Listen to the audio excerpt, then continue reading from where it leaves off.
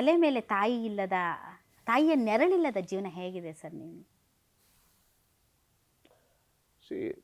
ಇವತ್ತಿಗೂ ನಾನು ಬೆಳಗ್ಗೆ ಎದ್ದ ತಕ್ಷಣ ನಾನು ಫಸ್ಟ್ ಅವ್ರದ್ದೇ ಫೋಟೋ ನೋಡೋದು. ಅವ್ರು ಕೊನೆಯದಾಗ ಕಳಿಸಿರೋ ಟೆಕ್ಸ್ಟ್ ಮೆಸೇಜ್ ಇದೆ, ಅದು 17ನೇ ತಾರೀಕು ನನ್ನ ಆ್ಯನಿವರ್ಸರಿ ಕಳಿಸಿದವರು. ಅದನ್ನು ಫಸ್ಟ್ ಓದೋದೇ ಅದು ನಾನು ಇವತ್ತಿಗೂ. ಅದನ್ನು ಓದ್ಬಿಟ್ಟು ಆಮೇಲೆ ದಿನ ಸ್ಟಾರ್ಟ್ ಮಾಡ್ತೀನಿ ನಾನು ಯಾವಾಗ. ಯಾಕಂದರೆ ಪ್ರತಿದಿನ ಮಾರ್ನಿಂಗ್ ಗುಡ್ ಮಾರ್ನಿಂಗ್ ಮೆಸೇಜ್ ನಮ್ಮ ತಾಯಿದೆ ಫಸ್ಟ್ ಬರ್ತಾ ಇದ್ದೀನಿ ನನಗೆ, ಎಲ್ಲೇ ಇದ್ರು. ಅದಾದ್ಮೇಲೆ ಅದನ್ನ ನೋಡಿ ನಾನು ರೆಸ್ಪಾಂಡ್ ಮಾಡಿ ನಾನು ಹೋಗ್ತಾ ಇದ್ದಿದ್ದು. ಸೊ ಕೊನೆಯದಾಗೆ ಬಂದಿದ್ದು ನನಗೆ ನನ್ನ ವೆಡ್ಡಿಂಗ್ ಆ್ಯನಿವರ್ಸರಿ ದಿನ. ಅದಾದ್ಮೇಲೆ ನೆಕ್ಸ್ಟ್ ಡೇಯಿಂದ ಬರಲಿಲ್ಲ. ಅಂದರೆ ನೆಕ್ಸ್ಟ್ ಡೇ ಅವ್ರು ಅಡ್ಮಿಟ್ ಆದರೂ ನಾನಿಲ್ಲಿ ಬಿಗ್ ಬಾಸ್ ನಡೆಸ್ತಾ ಇದ್ದೆ, ಅದು ನೆಕ್ಸ್ಟ್ ಡೇ ಇರಲಿಲ್ಲ.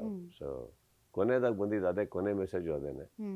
ಸೊ ಅದನ್ನ ಯಾವಾಗ ಇವತ್ತಿಗೂ ಓದ್ತಾ ಇರ್ತೀನಿ. ಆ ಕೊರತೆ ಅದು ತುಂಬಕ್ಕಾಗಲ್ಲ ಸರ್, ಅದು ಸಾಧ್ಯ. ಅದು ಇವತ್ತಿಗೂ ಫಸ್ಟ್ ಮೆಸೇಜ್ ಅದೇ ಓದೋದು ನಾನು. ಅದು ಓದ್ಬಿಟ್ಟೆ ನಾನು ಮುಂದುವರಿಯೋದು. ನಿಮ್ಮ ಮಗಳು ಸರ್ ಸಾನ್ವಿ, ಅಮ್ಮ ಅವ್ರು ತೀರ್ಕೊಂಡ ಸಂದರ್ಭದಲ್ಲಿ ಒಂದು ಸ್ವಲ್ಪ ಸಿಟ್ಟಾಗ್ಬಿಟ್ರು. ಇಷ್ಟು ದುಃಖದ ಸಮಯದಲ್ಲೂ ಫ್ಯಾನ್ಸು ರೀಲ್ಸ್ ಮಾಡಿಕೊಂಡು ಇಷ್ಟು ಕೆಟ್ಟದಾಗಿ ಬಿಹೇವ್ ಮಾಡ್ತಾ ಇದ್ದಾರೆ ಅಂತ ಒಂದು ಸ್ವಲ್ಪ ಸಿಟ್ಟಾಗ್ಬಿಟ್ರು.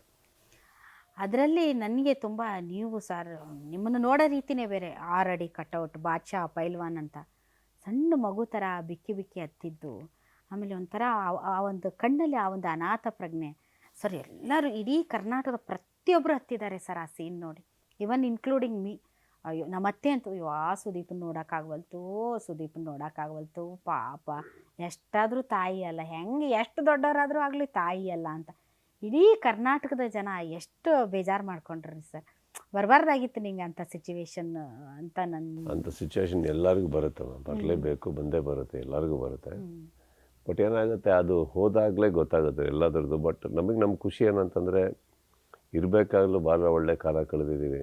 ಆ್ಯಂಡ್ ಆ ಸ್ಥಾನ ಬೇರೆ, ನಾವು ಮಾತಾಡ್ತಾ ಇದ್ದ ರೀತಿ ಬೇರೆ, ಇದ್ದಿದ್ದ ರೀತಿ ಬೇರೆ. ಸೊ ಅದು ಇದೆ, ಅದು ಯಾವತ್ತಿದೆ.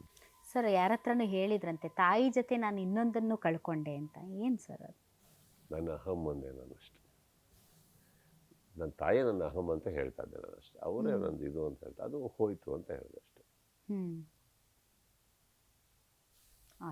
ಸರ್ ನಿಮ್ಮ ತಾಯಿ ಚಪ್ಪಲಿನ ಪಾದಿಕೆ ಮಾಡಿ ಬಾಕ್ಸ್ ಮಾಡಿ ಇಟ್ಟಿದ್ದೀರಂತೆ, ಹೌದಾ ಸರ್?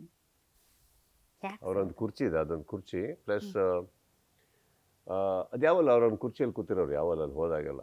ಸೊ ಆ ಕುರ್ಚಿ ಮೇಲೆ ಯಾರು ಕೂರಕ್ಕೆ ಬಿಡ್ತಾರ, ನಾನು ಬೇಲಿ ಅದು ಹಾಕಿ ಇಟ್ಬಿಟ್ಟಿದ್ದೀನಿ. ಅದನ್ನು ಚೇರ್ ಮೇಲೆ ಯಾವಾಗಲೂ ಹೂವು ಇಟ್ಟಿರ್ತೀವಿ. ಇವಾಗ ಅವ್ರು ಹಾಕ್ತಾ ಇರೋ ಚಪ್ಪಲ್ ಇದೆ, ಅವ್ರದ್ದು ರೆಗ್ಯುಲರ್ ಹಾಕ್ತಾ ಇದ್ದ ಶಾಲ್ ನಾನು ಇಟ್ಕೊಂಡಿದ್ದೀನಿ. ಆ ಒಂದು ಸ್ಲಿಪ್ಪರ್ ಇದೆ, ರೆಗ್ಯುಲರ್ ಡೈಲಿ ಆಗ್ತಾ ಇದೆ ಸ್ಲಿಪ್ಪರ್ ಇದೆ.